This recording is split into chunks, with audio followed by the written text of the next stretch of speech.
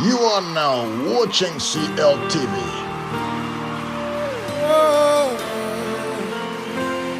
Please like, share, and subscribe.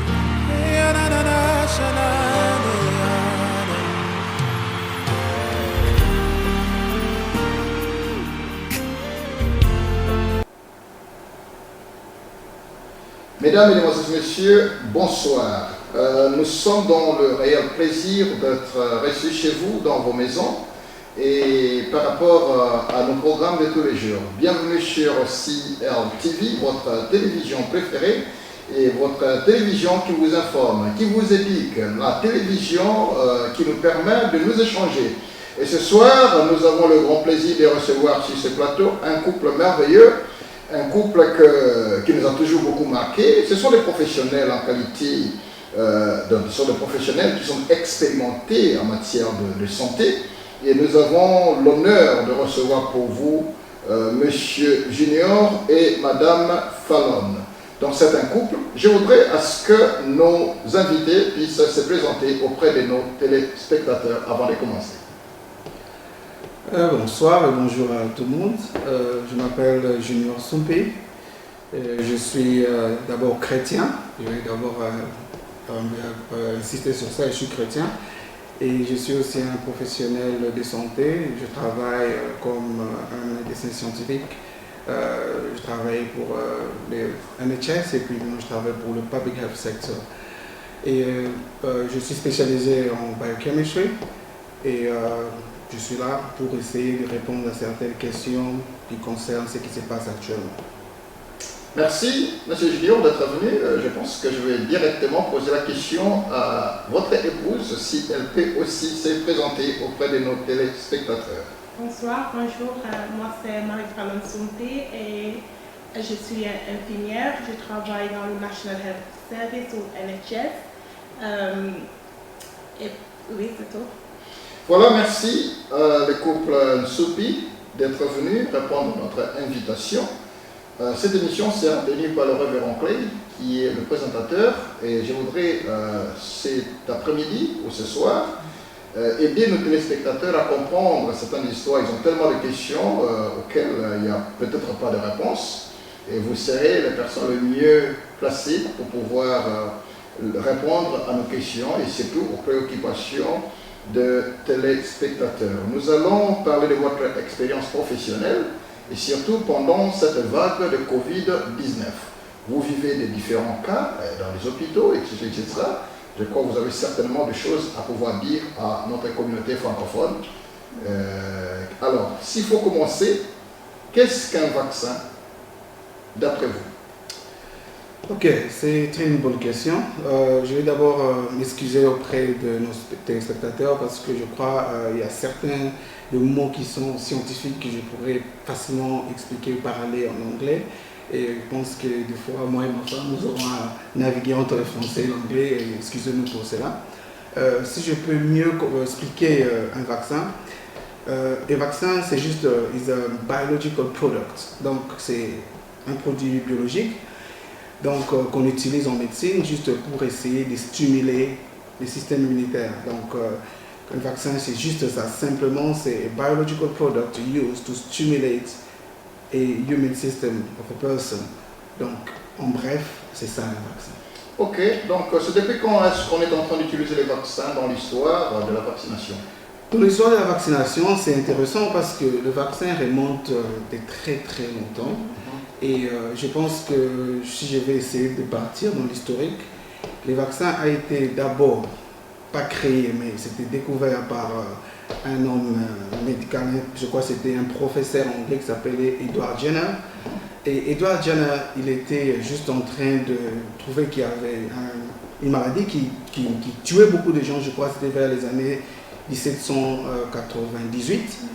Et ce médecin trouvait que les gens mouraient de cette maladie qu'on appelle en français la variole et en anglais on appelle ça smallpox.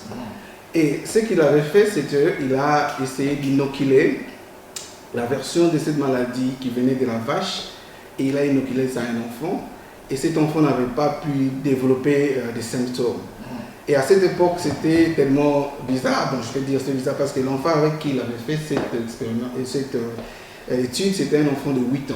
Ok. Et à ce moment-là, imaginez un enfant de 8 ans qui était comme l'objet d'un test. Bon, il a essayé de prendre ça pour essayer de voir comment l'enfant allait réagir pour cette maladie qui était la variole. Et bizarrement, il avait remarqué que cet enfant était protégé. Et c'est là où le vaccin a commencé. Et c'est cette étude-là même qui a fait que Edward Jenner, il a voulu publier ça parce qu'il a pu démontrer à tout le monde que oui, voilà, si tu es infecté de smallpox qui vient de la vache qu'on appelait cowpox, tu ne pourras pas être atteint de cette variole. Et les gens ont dit de ne pas publier parce que cette époque, ils trouvaient que c'était humiliant pour lui et ça pourrait abîmer sa profession. Il avait gardé ça. Mais c'est vers les années 1960 que l'Organisation mondiale de la santé avait accepté de rendre les vaccins comme de sensibiliser, de faire des campagnes de vaccination. Ok. Et c'est à ce moment-là que le monde entier commençait à adhérer à faire des sensibilisations de vaccins. Ok, ça c'est intéressant. Et alors maintenant, y a-t-il combien de sortes de vaccins qu'on utilise actuellement? Bon, Juste spécifiquement pour le Covid ou juste en général? De manière générale, et puis on va parler de Covid aussi.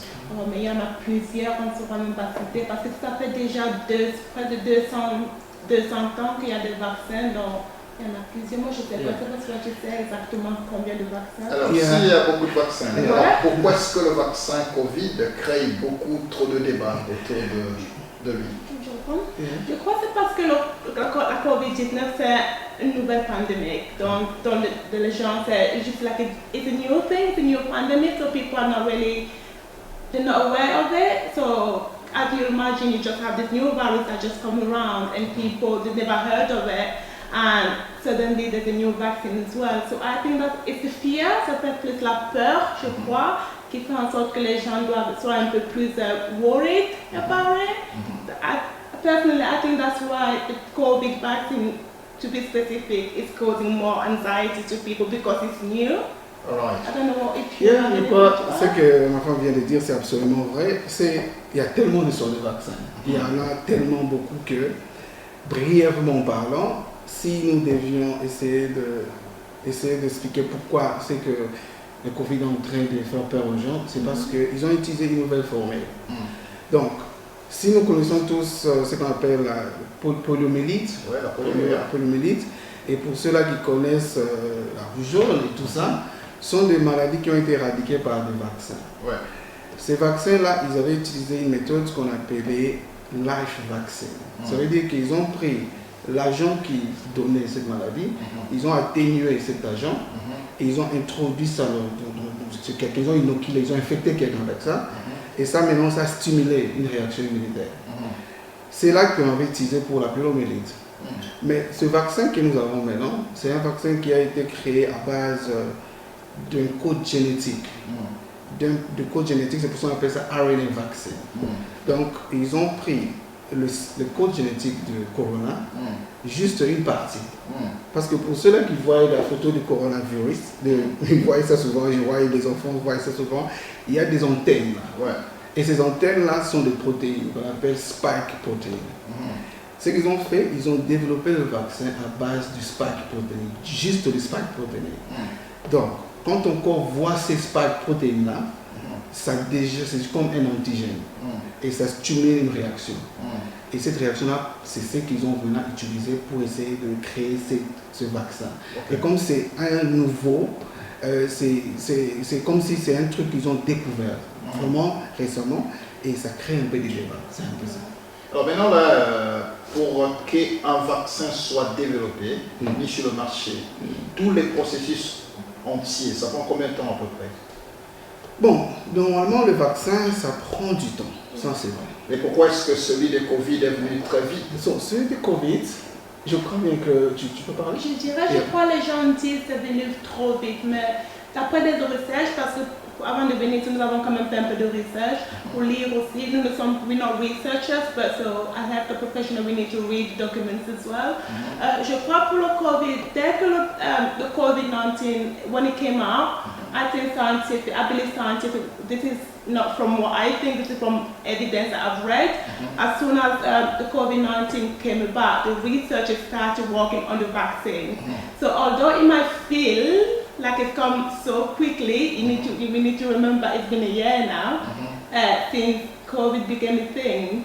So it has had some time as well. And our vaccine have to go through certain procedure before they can actually come out. So the COVID vaccine would have gone through the procedure as well.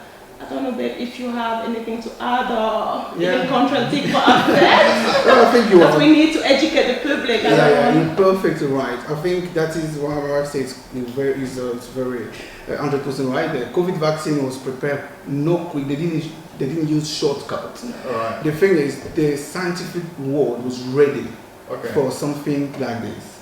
They were ready to be able to develop something very quick. And I don't know if everyone knows the MHRA, which is the regulatory body. Yeah. And the regulatory body as MHRA, they cannot just accept the vaccine to be released without following all the steps. So there's a trial, there's medical trial which went through, and they managed to have all the data and evidence to make sure that this vaccine will be okay to be released. So there were no shortcuts, they followed all the procedure, but it was just a global intervention. They used a big scale of lot of people at the same time, and that made it to come out so quickly. Right. Pour nos téléspectateurs, faudra-t-il vous dire que cette émission va s'étenir en français et aussi en anglais. Et donc, si vous avez des commentaires à faire, sentez-vous libre de nous contacter sur nos numéros qui sont en train de défiler sur le bas de l'écran, et nous serons dans la joie de pouvoir avoir vos commentaires. Mais aussi, n'oubliez pas d'aimer la vidéo et aussi de la partager aux autres pour qu'ensemble nous soyons à mesure d'être éduqués, à mesure d'être édifiés aussi de ce que nous sommes en train de dire en ces lieux. Alors, can I just ask one question quite quickly? Okay. How can the vaccine, especially AIDS, for example, has been killing lots of people up to now? Is there any vaccine? If not, why COVID has got the vaccine very quickly? Ça c'est une question très importante. C'est a very interesting question. Le problème avec AIDS, le sida, c'est vraiment le virus du sida a été tellement ça a été difficile à créer un vaccin. Et pourquoi? Parce que le virus du sida hijack our own system. Ce qui fait que, tu vois, quand notre corps, avant de détecter quelque chose qui est extérieur, qu'on appelle antigène, c'est qui est un produit extérieur, un foreign body. Notre corps va détecter ça comme si c'était un agent extérieur pour développer les anticorps. Maintenant, le sujet du sida, ça a un moyen de se camoufler. Donc, quand tu es infecté par le sida, il se camoufle dans notre système génétique. Donc, le sida s'incorpore dans notre système génétique. Il devient comme s'il est une partie de notre cellule. Et c'est difficile de créer un vaccin. Le virus qui est comme de ce genre-là. C'est ça qui a créé que le sida était une maladie. Aujourd'hui, le sida, on ne peut pas guérir ça, mais on peut maintenir des symptômes et quelqu'un peut vivre longtemps avec le sida. C'est parce que le sida, tu ne peux pas détecter ça facilement quand c'est déjà dans ton corps. Ça s'incorpore dans notre système. Et ça devient très difficile d'identifier comment l'enlever. C'est un peu ça. Donc pour comprendre un peu l'antibody antigène, l'antigène c'est un produit extérieur, l'antibody notre corps développe. Donc pour que l'antibody kill l'antigène, il doit le détecter. Mais le sida n'est pas détectable aussi facilement. Donc ça se mélange dans notre système et ça devient un peu très difficile. Et pour ça, le vaccin n'a pas été l'option pour cela. Alors il y a des gens qui disent que il y a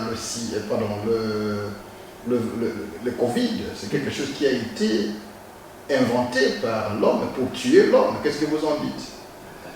C'est une invention humaine pour pouvoir essayer d'éliminer les autres. Semble-t-il que la planète est tellement bourrée des humains, il faut éliminer quelques-uns. Bon, en fait, cette question, il faut être très... Je peux répondre ça à deux parties. first part of the answer will be, until now, ils sont en train de faire des recherches pour essayer de comprendre comment cette situation a commencé. Je ne serai pas là pour vous confirmer ou non pour vous dire exactement. Parce que maintenant, là que nous parlons, il y a l'Organisation mondiale de la santé qui a envoyé ses inspecteurs, je crois, il n'y a pas longtemps en Chine, là où ça a commencé, essayer de voir un peu comment est-ce que cette Covid a commencé. Donc il y a encore des recherches, je pourrais ne pas répondre à cette question pour le moment, parce que comme je parle, il y aura toujours des choses qui pourront encore venir après, qui pourront donner plus de clarification. Mais pour dire que ça a été créé, je ne peux pas aussi confirmer ça. Et pour dire que ça a été fait pour tuer les gens, je ne pourrais aussi pas confirmer ça. Parce que c'est encore under research, under investigation. Et il y a beaucoup de maladies qui ont tué les gens. Il n'y a pas eu assez de, je dirais quoi, ça n'a pas coulé beaucoup d'encre, comme le Covid par exemple. Il y a beaucoup de maladies qui ont tué plus que le Covid, semble-t-il. Vous êtes de la science médicale, vous comprenez mieux que moi, qui est le sida a beaucoup tué. À part le sida, il y a le varicelle, la variole, beaucoup de maladies ont tué, beaucoup d'épidémies ont tué. Et le monde ne s'est pas aussi mobilisé comme il est en train de le faire maintenant par rapport au Covid. Qu'est-ce qu'il y a juste par rapport à cette histoire? Je dirais peut-être avec la COVID-19, si peut-être il y a trop de spéculations et puis il y a trop de news going about, il faut se rappeler, nous vivons dans un monde avec le social media. Donc les informations se passent tellement trop aussi facilement, donc les gens sont plus activés. Et puis les gens ont plus de voix maintenant qu'aux années précédentes. Donc moi je dirais peut-être le média, social media aussi ont un big impact on how much news and speculation have been spreading around compared to previous years. And yes, absolutely, there have been so many illnesses that have killed so many, and maybe they haven't been spoken about as much as COVID, but that's definitely because of the way of communication. There wasn't as much communication available as today. I don't know if you have anything to add to that. Yeah, I think tu as parfaitement touché le point que je pouvais aussi ne pas quitter la même chose. Aujourd'hui, nous avons le monde à portée de notre main et disons la vérité, rien ne se cache. Tu as une information qui se passe en Afrique, à la minute, nous sommes tous des voisins. Malgré les limites géographiques. Le monde est devenu comme un petit village, donc en fait, ce qui a fait que là, on voit toutes ces informations. Ça c'est un point très intéressant parce que je pense que un des éléments que nos téléspectateurs doivent retenir, c'est le fait que les barrières qui nous séparaient ne sont plus là suite aux réseaux sociaux. Et ce qui se passe au fin fond d'Afrique, aujourd'hui, on peut avoir l'information à la minute. Je crois que c'est ce qui a fait aussi que Covid fasse beaucoup trop d'écho. C'est peut-être à cause de ça aussi. Ça c'est intéressant. Et maintenant là, par rapport aux gens qui sont un peu réticents pour se faire vacciner, qu'est-ce que vous allez dire? Bon, moi, je dirais excessif. Je vais parler une partie, je crois, par rapport à mon expérience, je crois qu'il y a d'abord le manque d'information. Il y a le manque d'information parce qu'aujourd'hui, nous parlons, il faut vraiment être très prudent là où tu te fais éduquer ou bien là où tu reçois des informations. Beaucoup de gens, personnellement, ils ont des informations par rapport à ce qu'ils voient dans les social media et ils ne parlent pas dans des sources qui sont vraiment sûres pour se donner plus d'informations, pour essayer d'apprendre cela. Et la réticence aussi s'est faite par rapport à comment aussi ils sont en train d'être médiatisés. Chaque chose qui est trop médiatisée, il se dit que bon, peut-être il y a quelque chose derrière ça. Donc les gens se demandent, peut-être les gouvernements sont en train de préparer un coup et tout. Donc aussi le média et aussi le manque d'information. Je crois que tu as quelque chose à ajouter. Non, je crois que tu as tout dit, c'est juste je crois. Mais déjà, pour d'avoir adressé, c'est tout à fait normal de ne pas être trop sûr, parce que si déjà nous n'avons pas l'éducation sur certains topics, c'est tout à fait normal d'avoir cette peur-là. Comme Marie a dit, il faut juste s'éduquer et puis il faut juste chercher les informations, mais aller sur des pages reconnues, partir sur des pages éducatives que de partir sur Facebook. Parce que comme on dit tout le monde, je peux mettre n'importe quoi sur Facebook. Et puis si je poste quelque chose sur Facebook, it's not necessarily evidence-based. It might just be my own opinion. And je crois d'autres personnes prennent ça tellement au sérieux. Et puis, non, je dirais juste, comme tu as dit, comme Marie l'a dit, education. We need to educate ourselves and the community. Ça, c'est quelque chose de très important. L'éducation au sein de la communauté est d'une importance capitale. Parce qu'en fait, les gens ont une confusion, peut-être que beaucoup de gens ne comprennent pas, que les réseaux sociaux, c'est un endroit où l'on peut jeter tout ce que l'on pense. Il n'y a pas un cadre qui est en train de réguler ce qui se passe sur les réseaux sociaux. N'importe qui peut mettre ce qu'il veut, son opinion, qui n'est même pas vérifiable, si c'est scientifiquement prouvé ou pas. Mais malheureusement, nous puisons beaucoup trop dans ces réseaux sociaux, n'est-ce pas? Et cela aussi a des conséquences graves dans nos vies de tous les jours, parce que parfois ça augmente le niveau de psychose. N'est-ce pas? Est-ce qu'il y a des vaccins pour les Européens ou le vaccin aussi spécifique pour les gens du tiers-monde? C'est intéressant. En fait, c'est intéressant. D'abord, je vais dire ceci. Le vaccin d'abord, et cette maladie ne sait pas différencier la couleur des peaux. Donc, ce virus n'est pas en mesure de connaître celui-ci c'est un noir et celui-ci c'est un blanc ou celui-ci il est asiatique ou quoi. Donc, on ne peut pas dire aujourd'hui que ce vaccin, il y a ce vaccin pour les Africains et les Africains pour les Européens. Absolument pas. Ce vaccin est pour tout le monde.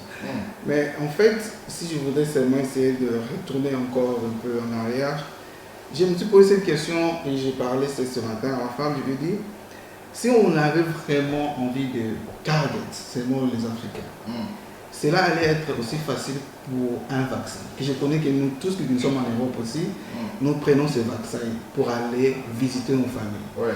Et ces vaccins-là, c'est les vaccins que nous prenons pour la fièvre jaune, yellow fever. Je crois que sur le demande de visa requirement, il y a cette note-là que tu dois avoir ces vaccins pour fièvre jaune. Et cette maladie affecte plus de pays que beaucoup. Donc, nous sommes en ce moment pour vous dire que yellow fever, c'est un vaccin que tu prends ça qu'une fois pour toute la vie. Parce que, après les recherches, ils ont compris que dès que tu as le vaccin de yellow fever, ton corps produit des anticorps et ces anticorps-là pourront être là pour toute une vie. Mais il y a aussi des vaccins par rapport à des virus qui changent à tout moment. Ils doivent créer différents types de vaccins, différents kinds. Et nous devons aussi comprendre que ce que nous avons maintenant, cette COVID-19, ce virus est en train d'avoir beaucoup de mutations. Et maintenant que nous parlons, il y a des variants qu'on parle qui viennent de l'Afrique du Sud, il y a des variants qui viennent du Brésil. Et je crois que nous allons arriver à un moment où nous allons commencer à faire ça comme le flu-jab, qui seront comme le vaccin qu'on donne pour la grippe. Donc chaque année, le vaccin de la grippe change. C'est parce qu'ils ont remarqué que le virus qui cause cette maladie change à tout moment. Donc ils doivent adapter pour que notre corps, pour essayer de créer des anticorps adaptés à le virus qui est actuellement en vague. Donc, il n'y a pas une sorte d'un vaccin pour les Africains, il n'y a pas un vaccin pour les Européens, mais il y aura un vaccin qui sera adapté par rapport aux changements et des mutations que le virus va faire, qui pourront peut-être venir à la longue. Ça, c'est intéressant. Je voudrais demander à la régie, de pouvoir nous balancer le conseil du docteur Nevers Mumba au gouvernement africain. La régie, si vous êtes prête, veuillez nous balancer l'élément du conseil du docteur Nevers Mumba qu'il est en train de donner les conseils aux gouvernements africains, et après quoi nous allons rentrer sur ces plateaux pour essayer de décortiquer et débattre par rapport à ce qu'il va nous dire. Merci. La régie. Any vaccine in any Zambian body before strenuous verification and validation is done to this vaccine. No injection should be inserted into a body of any Zambian. We must declare that the vaccine is unsafe until it is scientifically proved to be safe. Not by the Americans, like I said, not by the Russians, not by the Europeans, but declared safe by our own scientists and our own doctors. I heard somebody say, where are we going to get scientists and doctors? Well, if you can't verify what is given to you by your own people, then I suggest that you don't get involved in touching things that are made by others, because then you can be poisoned and we can all die like fools, like Martin Luther King Jr. said. If we are ignorant and we don't want to verify what we eat and what we inject in our bodies or ingest in our bodies, then I think that we do not have the sovereignty and we are not a state. We are now called a banana republic. But I believe that we have got some of the most educated scientists in this country and doctors who must be trusted to dissect the constitution of this vaccine and ensure that it is right and fit for our people. We may be poor, but we are not stupid. We can read when they write on the vaccine that this is not for distribution in the United States, and this cannot be used in the European Union. This injection cannot, this vaccine cannot be used in Europe. They're even telling you that this is not for us because they've got some other substandard stuff that they make for us. How do you know the injection that was given to President Biden is the same vaccine that is coming here? You didn't check it when they put it on him. You have not compared that vaccine to the vaccine you have received. You can watch it on CNN and say, even President Biden got a dosage of it. Are you sure? Did you see it? Did you get the drop and analyze it that it's the same drop getting into an African's body? I think that we need to be more responsible. And our salvation outside God will be by responsible governments on the continent of Africa. Corrupt governments, those who are just looking for money from the West, are going to kill their people like fools. We shall die like fools if we have a government which is corrupt and is only waiting to be given money by the international community. We should never accept everything that comes to us without verifying it ourselves. So I shall not debate myself our reservations on the privileged information that we hold about the coming vaccine. I think I shall leave that out. I shall not deal with it. Suffice to say that I would not inject it into my body, my children's, or those I love who happen to be all Zambians. This position can only change if it is established by ourselves that the vaccine is safe.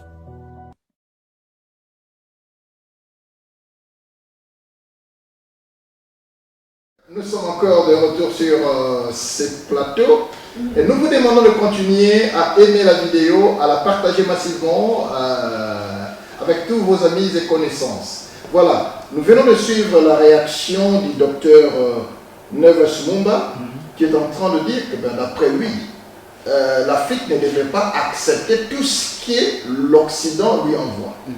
Par rapport au vaccin, il serait question que le scientifique ou le scientiste africain ait le temps de vérifier le contenu du vaccin avant de commencer à l'administrer à ces populations, de peur que les Africains meurent comme des mouches.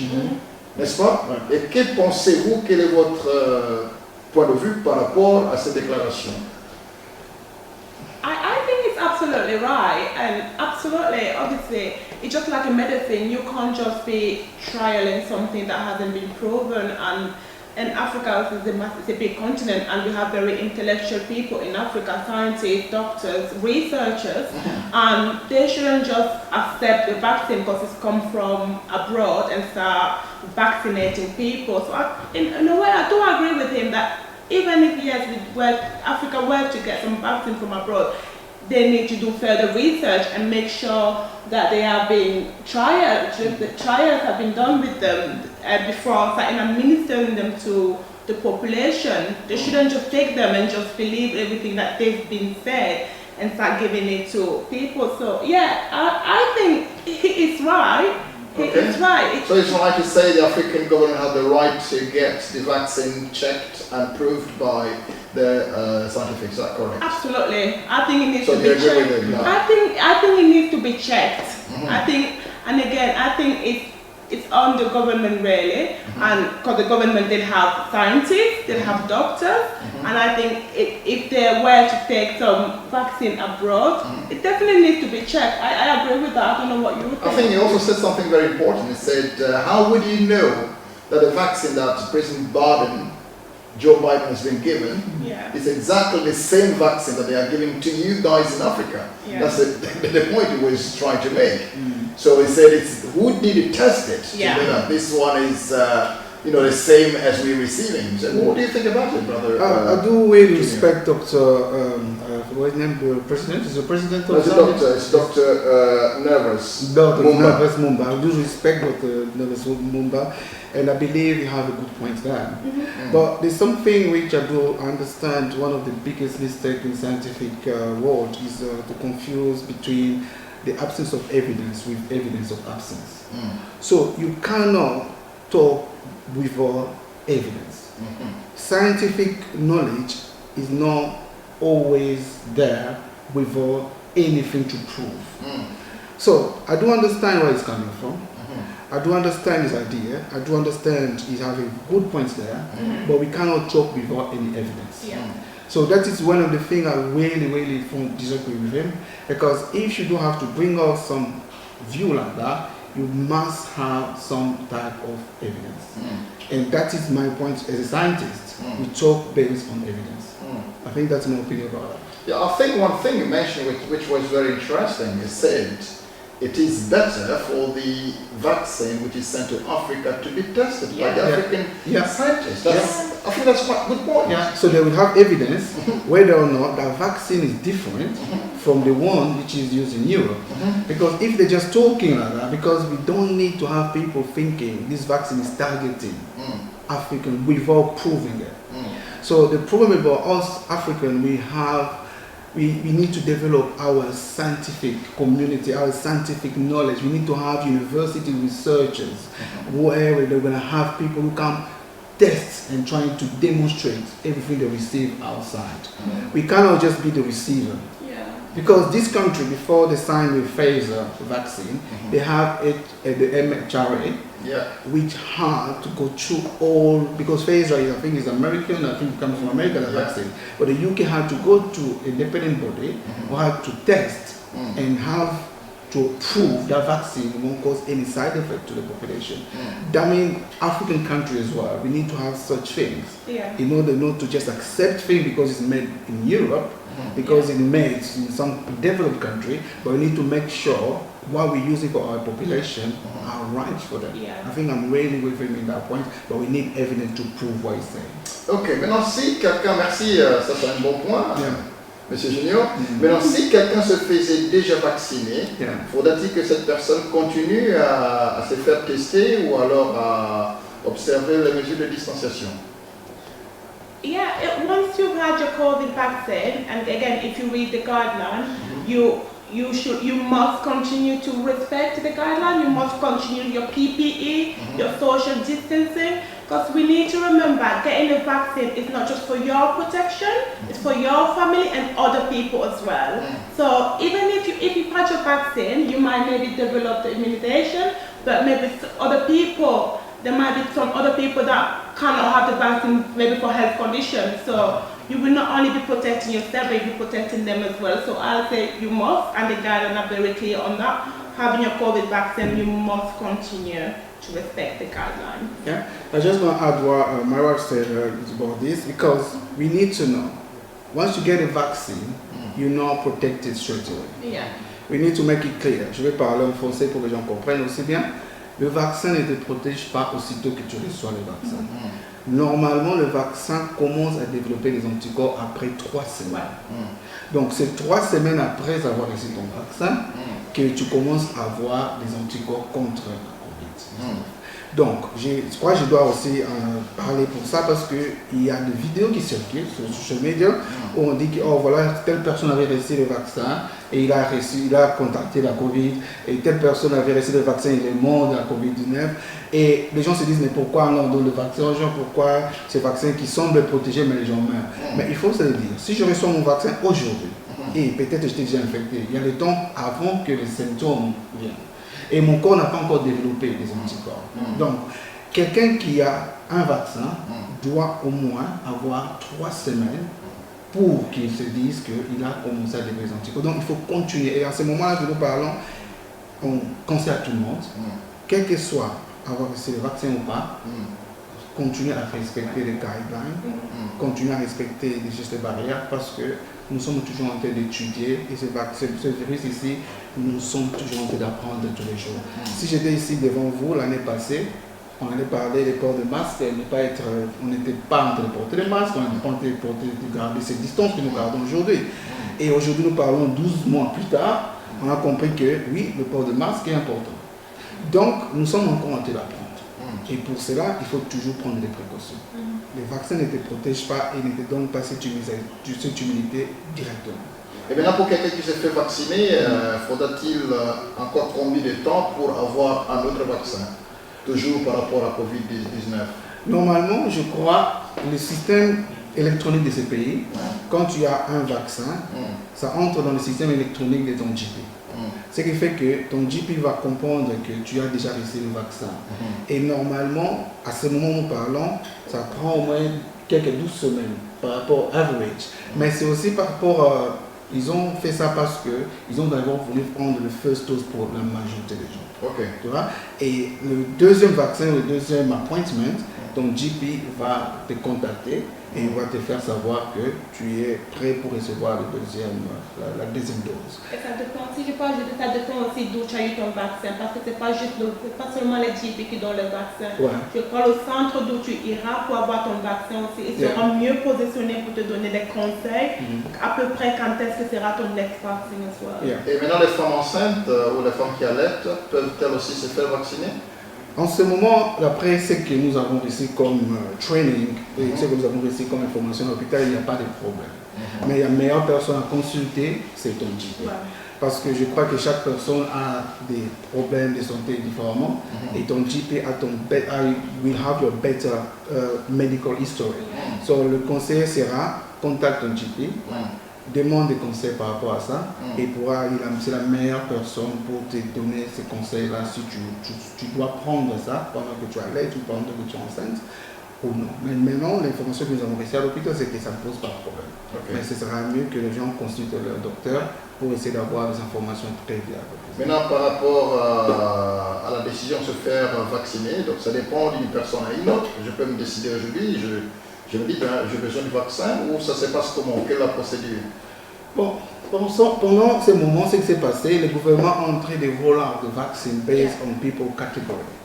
Il y a des gens qui sont à haut risque, que le gouvernement a mis comme priorité, comme les gens qui sont over 70. Donc, ils doivent absolument recevoir des lettres par poste, je crois. Ils reçoivent ça pour leur dire que, ok, vous êtes prêts pour aller vous faire vacciner. Il y a aussi des enfants qui ont, les enfants qui sont... les enfants qui ont le problème de santé, et je crois bien c'est les enfants, la trisomie 21. Donc je crois que c'est ce que nous appelons souvent les enfants de Mongols, mais le terme scientifique c'est trisomie 21. Donc ces enfants-là sont considérés comme des enfants aussi à haut risque. Et ils sont aussi ceux-là qui sont invités pour aller prendre le vaccin. Mais je dirais seulement que je pense à ce moment, beaucoup de gens reçoivent des lettres venant de leur GP. Et je crois par rapport à leur histoire de santé, leur medical history, ça fait que le GP comprend que cette personne est à haut risque. Il doit partir prendre le vaccin. Donc il y a des lettres qui s'envoient. Et je dirais, si tu reçois ces lettres, mon conseil sera, ne mets pas ça à la poubelle. Lis ces lettres et consulte ton GP. C'est de demander des conseils. Parce qu'en ignorant ça, tu ne sais pas, peut-être tu es quelqu'un qui est à haut risque par rapport à tes conditions. Et ce sera aussi bien de chercher à avoir des informations fiables avant de prendre ça et c'est non négligé. Mesdames, mesdemoiselles et messieurs, une fois que vous avez reçu une invitation de la part de votre médecin de famille, qu'on appelle en anglais GP, il ne faut pas jeter la lettre dans la poubelle. Essayez de la lire attentivement et contactez votre médecin de famille pour pouvoir en discuter plus. Et ce qui nous tue le plus, pour la plupart des cas, c'est le fait que nous sommes des fois négligents par rapport aux informations que l'on est en train de nous donner ou venant de la part des professionnels de santé. Et vous qui travaillez dans le domaine de santé, quelle est votre expérience en matière de Covid-19? Est-ce que ça tue comme nous entendons? Vous voyez les gens mourir? Ou alors ce sont juste des mythes qu'on est en train de nous raconter ça et là? Là, je vais donner ma femme qui est infirmière, qui est absolument Madame là. Fallon, c'est bien l'infirmière qui est sur le terrain. Dis-nous, qu'est-ce que tu vois? Ben oui, bien sûr, ça tue, mais je dirais aussi, high people risk are more likely to die of it. So if you have underlying conditions, things like COPD, things like asthma, you are more likely to probably die, because what COVID will do, it exacerbates your underlying condition. So yeah, it is critical, and it does really frustrate me when I see people not taking it seriously. So yeah, people are dying of COVID. People are dying. But again, I'm not saying this, I don't want to increase anxiety in people, but we need to be honest with the community, because we see a lot of people not taking it seriously, which is a bit confusing, because you see people saying, oh, they're out to kill us, but then yet again, they're not taking the precaution. So it's quite, as a healthcare professional, it does put me in a difficult situation, because sometimes you want to just shake your community and say, look, I've just been to work and I've seen it firsthand. I've had a patient, that tested positive, and I've seen how difficult how they were struggling to breathe. And thinking about my family, I'm so scared to come home. And then you see people in the community as well. And not just in the community, you just see people not taking it seriously. So my experience is that it's not a myth. COVID is not a myth. It's real, and it does kill. And if it doesn't kill you, it can leave you with some side effect later on. Because we've had some relative, I've had a close relative that's actually been on ICU, intensive care, with COVID, and it does have a big effect. It can have a big effect in your life. So we need to take it very seriously. It's not a myth. Prenons cette histoire de Covid-19 avec beaucoup trop de sérieux, parce que ça tue. La dame qui nous parle, Madame Fallon, elle est infirmière sur terrain. Elle est en train de vivre au quotidien les différentes scènes de gens qui meurent de Covid. Il y a de ceux qui, après avoir été malades ou hospitalisés, ils sortent en très bonne... ils sortent bien, si je peux appeler ça comme ça. Mais il y a toujours des séquelles, il y a toujours des histoires que Covid laisse derrière. Donc c'est très important de pouvoir... nous protéger, de pouvoir prendre ça au sérieux. Et maintenant, madame, si quelqu'un a le Covid dans votre communauté, quel est le conseil que vous pouvez lui donner pour pouvoir protéger les autres? To start with, déjà, si vous avez testé positive, if you've tested positive, first of all, you need to respect the guidelines, stay at home, isolate yourself, don't be going to church. And like my husband mentioned earlier, we are devoted Christians, we love Christ, we love Jesus, and we also aware that God gives us wisdom. So if you tested positive, you need to stay at home, because you need to love others, and you shouldn't be exposing them. So you should keep the precautions, stay at home, respect the guidelines. Do not be going to church saying that God will cure you. Because first of all, you do not know every single person's situation in your community. You don't know the underlying condition that they have. You might be strong enough having COVID, being able to go to church, but me sitting next to you, if I were to catch it off you, I might not be able to leave my home, or I might not even make it. So we need to start thinking like that. It's not just thinking about ourselves, it's about thinking about others. So if you test positive, stay at home. If you have symptoms, respect the guidelines, self-isolate, just stay at home. If you don't want to go test, you go and get the test done, but you do not want to know, that is on your own, but we must respect the guidelines. We must isolate as required and when required. Je crois que ça c'est vraiment intéressant, c'est un message que nous devons passer, je crois bien c'est pour ça que nous sommes ici. Et je pense, en supportant l'idée que ma femme vient de dire, je vais juste te parler de notre expérience personnelle pendant que nous avions eu le first lockdown. Je pense qu'à ce moment-là, on n'avait pas beaucoup d'informations sur cette maladie. Nous qui travaillons à l'hôpital, nous sommes exposés tout le temps. Je crois qu'il y a eu vers le first lockdown là, j'ai développé un peu de symptômes, j'avais de la fatigue, j'avais des maux de tête et on m'avait conseillé au travail de retourner à la maison et de rester pendant une semaine. Et à ce moment-là, comme on n'envoyait pas les gens faire des tests, j'étais juste en train de prendre des précautions, on est resté à la maison, nous tous, on a isolé nous tous à la maison. Et à ce moment-là, comme le test de Covid n'était pas tellement fait, parce que c'était juste le mois de mars, je crois l'année passée, mars, avril, et on est resté pour faire une self-isolation nous-mêmes. Et après, quand les symptômes sont partis, je suis revenu au travail et tout. Et 3 mois plus tard, on faisait à l'hôpital, ils étaient en train de faire des recherches pour chercher à comprendre des professionnels de santé qui étaient asymptomatiques, peut-être parce qu'il y a des gens qui sont asymptomatiques mais ils ont le Covid. Donc ils ont voulu tester tout le monde sur les anticorps contre la Covid. Et j'étais tellement étonné que j'étais positif. Et quand j'ai vu le résultat, je me suis dit, bon, en fait, si je suis positif, ça veut dire que j'étais en contact avec cette maladie. Et là, je me suis rendu compte que pendant que j'étais en train de m'isoler, j'étais avec cette maladie. Et si je n'étais pas en train de respecter les gestes barrières, ou j'étais pas en train de... Je partais à l'église, ou je partais dans ma communauté, je pouvais aussi contaminer les autres. Et imaginez un peu, moi j'ai pu m'en sortir facilement, et il y a d'autres personnes qui peuvent, avec cette maladie, aller jusqu'à la mort. Tout à fait. Et c'est ça maintenant qui fait peur dans cette maladie. Ça veut dire que nous développons des symptômes différents. Et nous devons être vraiment informés que nous ne puissions pas prendre ces gestes barrières à la légère. Parce que si au moins on a passé cette expérience, comme moi j'étais testé positif, je crois ma femme aussi, elle a été aussi testée positive pour les anticorps, pour contrer la Covid. Et c'est nous deux, nous étions absolument atteints, mais elle, bizarrement, elle avait des symptômes qui étaient différents de la mienne. Donc 2 personnes, 2 symptômes différents. Elle, c'était juste, elle avait perdu les sense of smell, elle ne pouvait pas smell anything, et elle avait perdu les sense of taste. À ce moment-là, je me rappelle dans les listes que le gouvernement mettait, il n'y avait pas ces symptômes-là. Je pense que c'était au début, ils n'avaient pas encore vraiment highlight ça comme étant des symptômes de Covid. Et nous étions en train de se moquer, disons qu'elle avait préparé une fois le barbecue chicken, là, et elle mangeait, elle ne sentait pas le goût, et je me disais, mais qu'est-ce qui se passe là? Elle me disait, je sens rien, je dis, mais c'est que... Et on riait, mais en fait c'était pour dire seulement, ces symptômes étaient complètement différents. Et donc, ça dépend d'une personne à une autre. Et nous tous, on avait pris ces mots de précaution de rester à la maison. Et en faisant ça, nous avons peut-être sauvé une vie d'autres personnes. Donc si on ne prenait pas ça au sérieux, par exemple, on commençait à partir, fréquenter des amis, visiter des familles, partir dans nos communautés, dans des fêtes, on pouvait mettre beaucoup de gens à risque.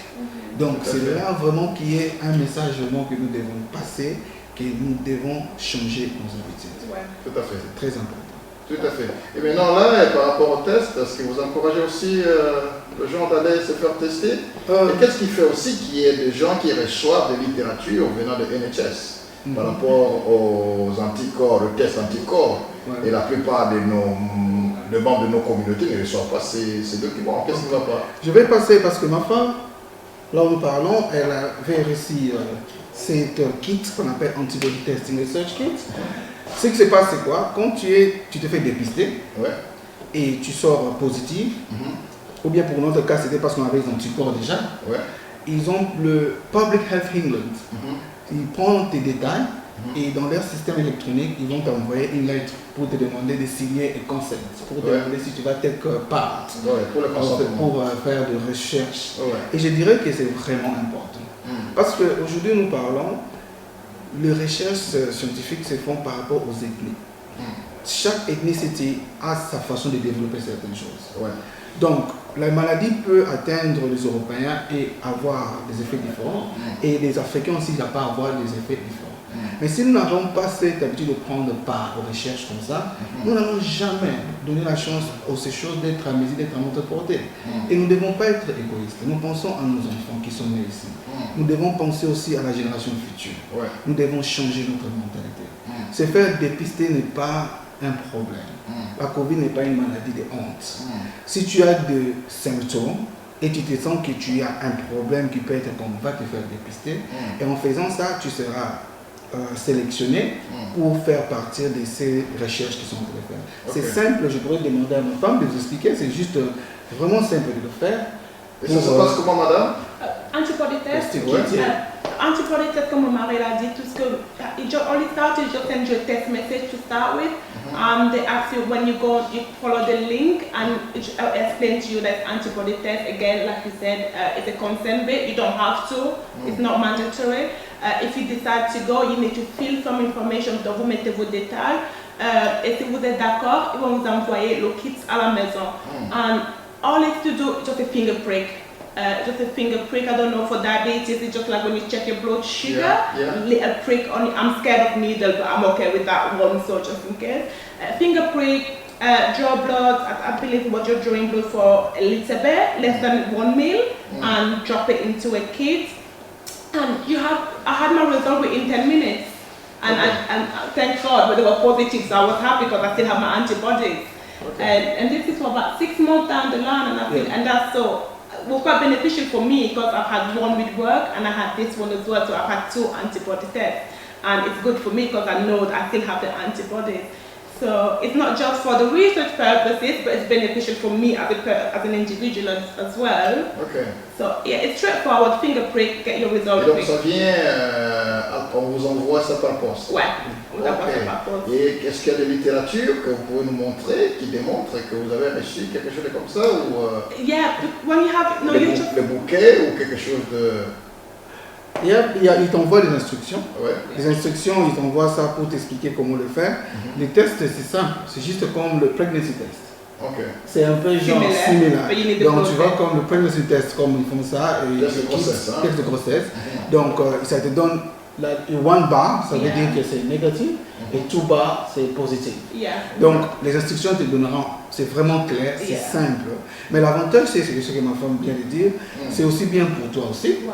Parce qu'en venant, nous disons ceci, nous ne sommes pas en train de comprendre encore cette maladie. Nous sommes en plein, il y a des recherches qui se font par-ci par-là. Et il y a beaucoup de questions qu'on n'a pas de réponse. Mais il y a au moins cette réassurance-là que tu te dis, j'ai ces anticorps contre la Covid. Et on ne sait pas combien de temps ces anticorps vont tenir. Parce qu'à ce moment que nous parlons, les gens, il y a des évidences qui montrent que nous pourrons peut-être commencer à avoir ces vaccins presque chaque année. Mais le fait que nous avons des anticorps ne dit pas que tu dois commencer aussi à dire bon, maintenant je peux aller m'exposer.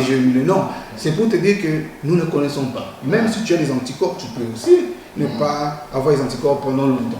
Ça pourrait être pour 1 année, ça pourrait être pour 6 mois.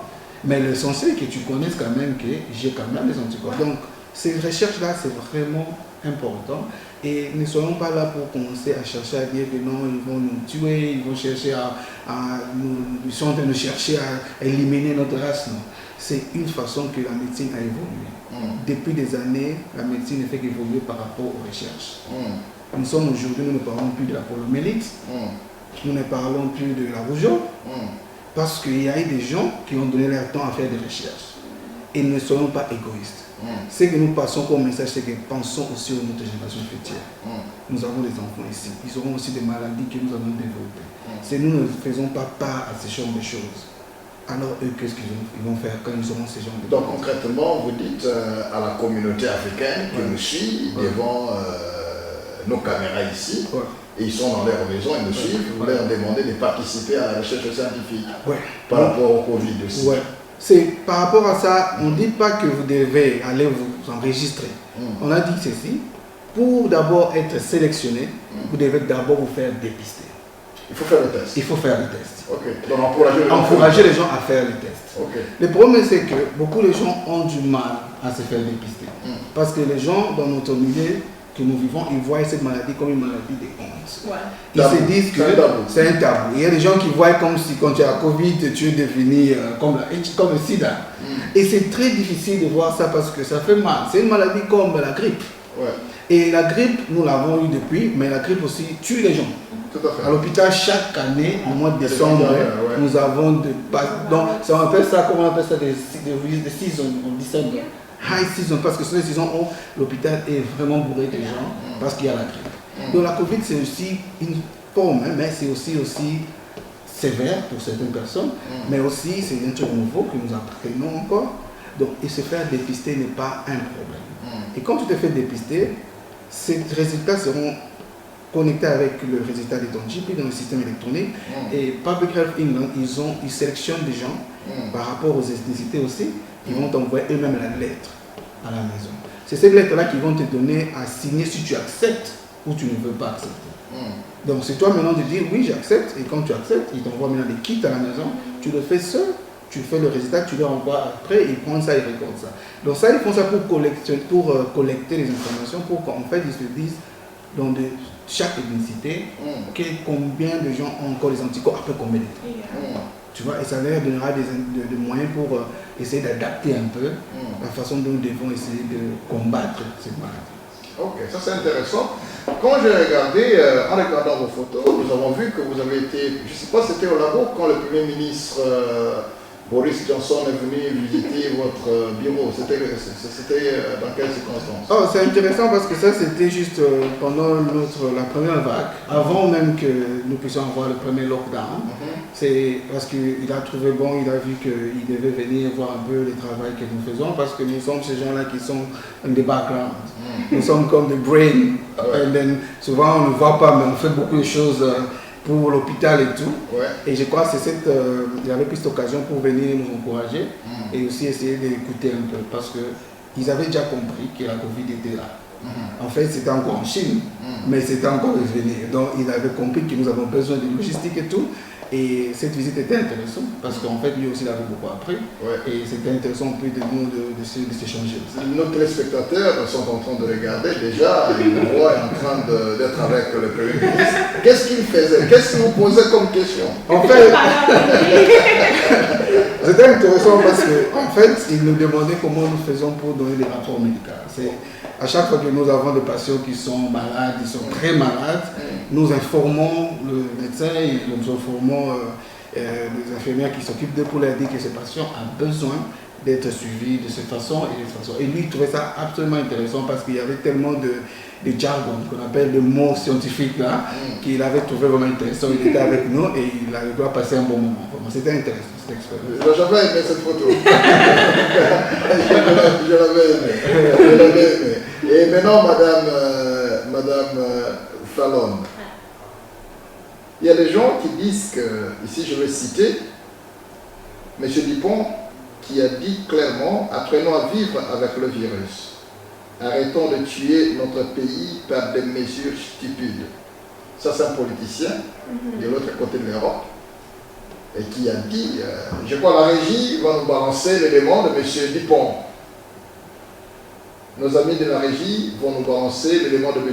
Dupont au cours d'une émission sur BFM TV. Il était en train de dire que, ben voilà, nous devons apprendre à vivre avec le virus, arrêtons de tuer notre pays par des mesures stupides. Ça, c'est en France.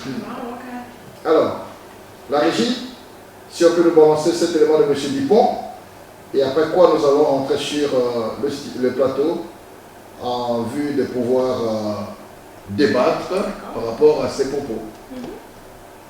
Vous empêche pas de transmettre. Nous dit que ce vaccin est dangereux. Ah, il dit qu'il y a des... Est-ce que ce vaccin est dangereux? On ne sait pas.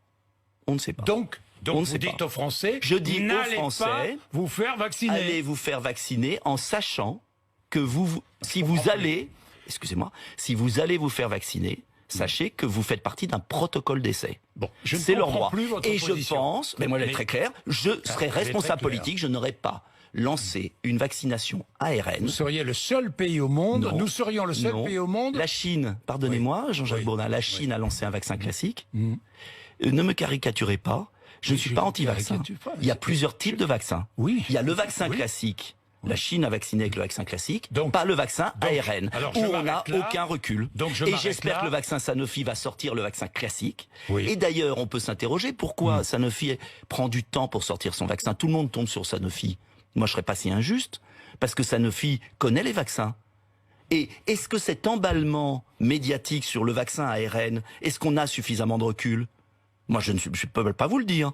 Et j'aimerais qu'en tant que responsable politique, nos dirigeants soient un peu plus prudents. Et j'aimerais que nos dirigeants présente des solutions de soins qui fonctionnent, plutôt qu'un bénéfice-risque sur un vaccin qui, de surcroît, n'a pas été testé sur les plus de 85 ans et qu'on fait tester dans les EHPAD. Donc je demande de la prudence. Mais je ne suis pas pour ne pas soigner. Certificat de vaccination, oui Bien ou non? sûr, non. Non. Mais un vaccin qui Vous on ne êtes à sait pas l'inverse s'il de est Robert utile. Ménard qui le demande Très bien. ardemment, le passeport Mais- vaccinal. Quel intérêt de prendre un passeport vaccinal quand le monsieur vaccin du gouvernement, je le répète, nous explique qu'il ne sait pas si ça empêche de transmettre, que si ça protège plus de 3 mois, et qu'on ne connaît pas les effets secondaires. Mais ce pays devient On fou. ne connaît pas les effets secondaire. Oui, Combien de 2 mois personnes ont d'expérience. été vaccinées? Combien de personnes Mais ont été attendez la vaccinées? suite. Vous avez combien de recul?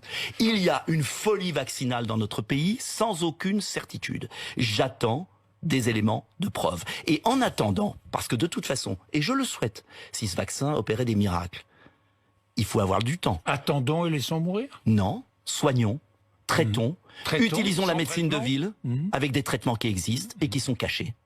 Oui. Et qui sont cachés. Et qui sont cachés parce que ça gêne On nous l'industrie cache tout, pharmaceutique. finalement. Non. On nous cache les Non. dangers du vaccin, on nous Ah bah, cache on des est en traitements, train on nous cache d'enfermer. tout. Non, on est en train. Nicolas on est Dupont-Aignan. en train de maltraiter les Français, Oui. alors qu'il y a des solutions qui sont expérimentées, alors qu'on peut protéger les Français. Je prends l'exemple des frontières, des masques, des soins.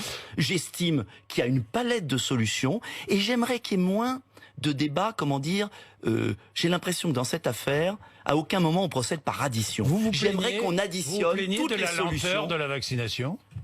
Je ne m'en plains pas parce que je pense que ce vaccin ARN, nous n'avons Donc pas de vous ne recul. vous plaignez pas de cette lenteur. Je À vais pas aucun être- moment, vous ne Attendez, vous êtes plaint. Je suis cohérent, Jean-Jacques Bourdin. Oui. Je vais pas, alors que je pense que ce vaccin n'a pas assez de recul, qui sera peut-être bien dans 1 an ou 2, on verra, mais je vais pas dire tout et le contraire de tout. Certains se plaignent de la lenteur parce qu'ils estiment que c'est la solution miracle. Moi, je ne le crois pas. Et je demande plus de temps. Et pendant ce temps-là, j'estime qu'il faut soigner les Français et que si on mettait le 10e, le 100e de l'argent qu'on a mis sur les vaccins, des milliards d'euros, sur la recherche sur les soins, pour prévenir et éviter que des gens meurent, eh bien, je pense qu'on gagnerait beaucoup. Et j'en ai assez de cette propagande incroyable où on prend les Français pour des imbéciles. Les Français ne sont pas idiots, les Français ont besoin d'informations impartiales, qui lisent ce que j'ai dit, et ils se feront leur jugement par eux-mêmes. Liberté. Je pense que le pays est en train de sombrer dans une attaque sans précédent de la liberté individuelle. Et qu'on peut lutter contre le virus en respectant la liberté. Mesdames et messieurs, merci. Nous sommes encore de retour sur notre plateau. Après avoir suivi l'élément balancé par la régie de M. Dupont, et qui nous a parlé de sa position par rapport au vaccin, ça c'est en France. Et un élément important qu'il a dit, les moyens qu'on a pompés pour le vaccin, si on le pompait pour pouvoir aider la médecine, on serait allé beaucoup plus loin. Qu'est-ce que vous pensez par rapport à ça? Est-ce que c'est pas trop tôt cette histoire de vaccin? En fait, d'abord, je respecte son opinion et je dis toujours que dans ce genre de choses, nous devons respecter chaque personne opinion parce que nous sommes en train d'apprendre. Durant cette maladie, nous tous nous sommes en train d'apprendre. Et ce que je dois d'abord dire pour faire d'abord comprendre à notre audience, science is never certain. Science always evolves. Ça veut dire que dans le monde scientifique, you always ask questions. You ask questions to test your hypothesis. So, ça veut dire que même ce qu'il vient de dire là, nous allons toujours poser ça comme question. Et au moment même qu'il a envie de parler, il y a des questions qui se posent pour répondre à sa réponse. Mais comme l'histoire n'a jamais été... l'histoire ne me trompe jamais, je crois vers le début, j'ai parlé de professeur Edward Jenner, que quand je vous ai parlé, quand il avait découvert le vaccin contre la variole, pendant qu'il voulait publier ça, il a eu des politiciens qui lui avaient dit de ne pas publier ses recherches parce qu'il allait abîmer sa réputation.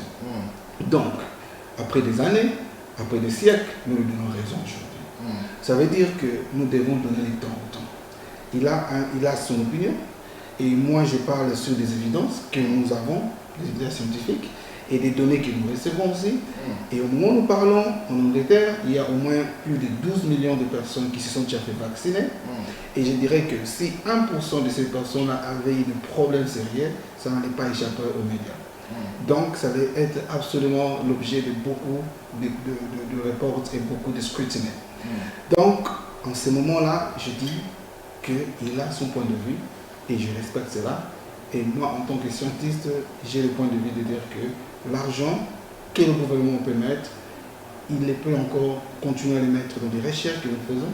Et je crois que maintenant là, des choses comme ça se passent. Et je crois en Angleterre, je ne sais pas trop bien ce qui se passe en France, nous vivons en Angleterre, peut-être le monde scientifique de la France est complètement différent de ce monde scientifique de l'Angleterre. Mais nous qui sommes en Angleterre, je crois que le gouvernement a mis un paquet pour faire des recherches. Je crois que c'est pour le bien de tout le monde.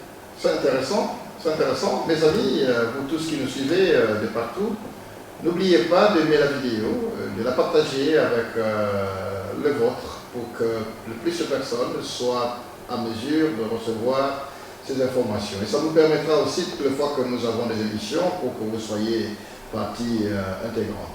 Voilà, je voudrais, avant que je ne clôture cette émission, je voudrais demander à Madame Fallon, elle qui est en train de travailler à l'hôpital, elle vit au quotidien ce genre de choses. Est-ce qu'il y a un conseil particulier que tu voudras donner à nos téléspectateurs en ce qui concerne Covid-19? Ouais, juste pour clarifier déjà mon rôle, en tant que nurse, sister nurse, j'ai 2 rôles déjà. Mon premier rôle, d'abord, c'est en tant que sister, je travaille pour NHS Blood and Transplant. Donc là, c'est pas à l'hôpital. Mais un deuxième rôle aussi, c'est part-time. C'est là que je travaille part-time à l'hôpital and different specialty in hospital. Juste pour clarifier, pour que les gens ne croient pas que je suis tous les jours à l'hôpital. Non, je fais ça part-time. Déjà, en tant que conseil, je crois qu'on a déjà presque tout couvert. Mon mari aussi l'a touché à plusieurs points. Nous sommes, déjà pour clarifier, déjà nous ne sommes pas là pour pousser aux gens d'aller au vaccin, d'aller prendre le vaccin. Nous ne sommes plus là non plus pour pousser aux gens d'aller se faire tester pour le Covid, non. Notre but, c'est educate. Et to educate the community. Nous voulons quand même passer une éducation. C'est pas parce que nous sommes des spécialistes, non, mais la petite expérience que nous avons, nous aimerons bien la partager avec la communauté.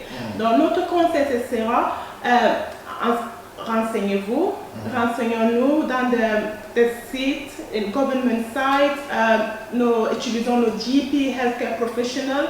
Let's self-educate ourselves, and please, let's stay away from social media.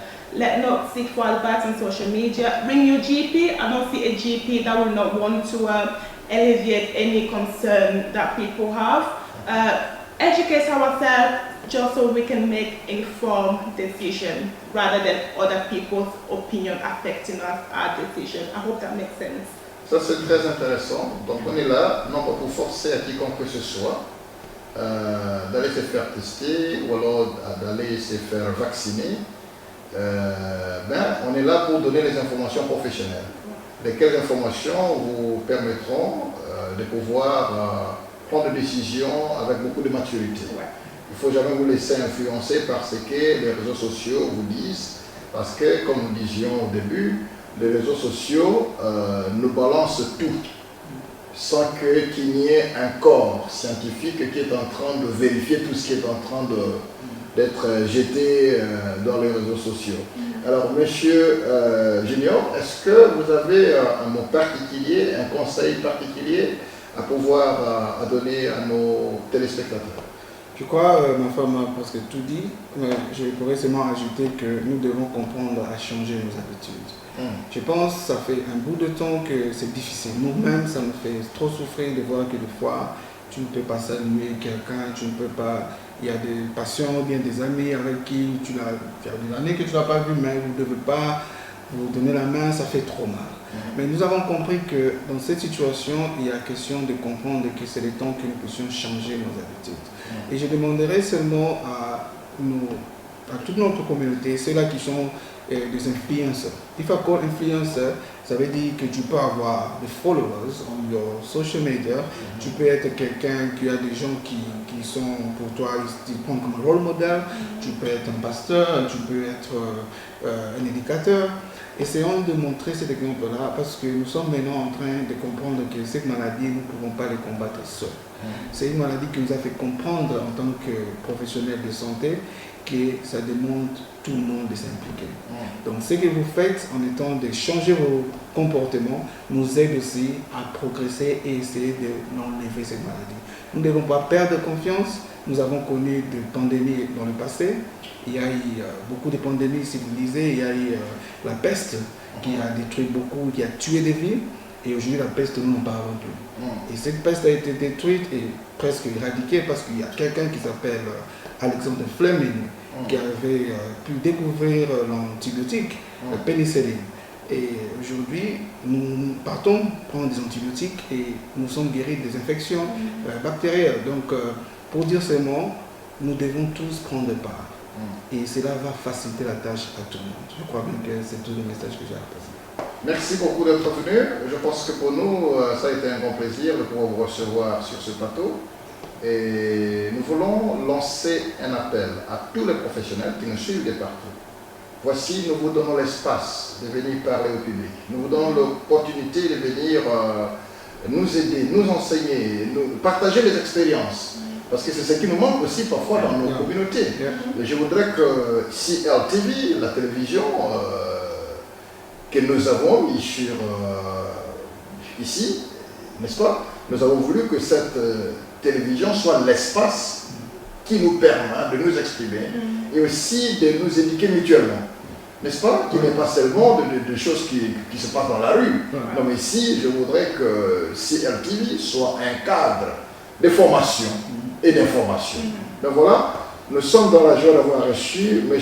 Junior Soupi et sa femme, Fallon. Nous pensons que nous allons continuer à avoir beaucoup d'émissions. D'ailleurs, j'étais très ravi quand vous m'avez appelé, me disant « Ah, ben, nous avons suivi cette émission, ça nous a beaucoup intéressé, nous pouvons être là, ça nous a fait beaucoup trop de joie. » Et nous aimerions à ce que les autres professionnels qui nous ont suivis et qui nous suivront, peut-être après cette émission, de continuer à entrer en contact. Il y a nos numéros qui sont en train de circuler au bas de l'écran. Entrez en contact, on va voir comment est-ce qu'on pourra chacun apporter sa petite pierre de contribution pour essayer d'aider notre communauté. Alors, nous allons demander à la régie de pouvoir nous balancer la musique pendant que nous sommes en train de clôturer cette émission.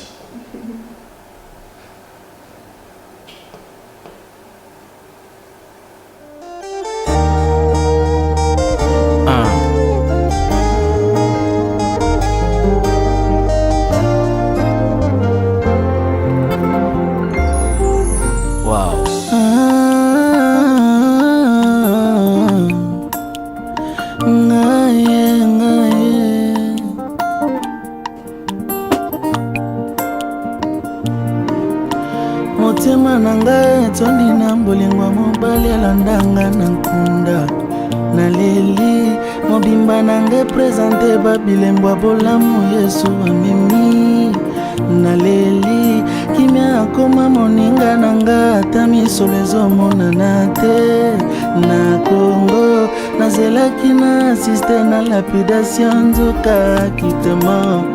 Oh, surpris, Jésus m'a surpris, agréablement surpris.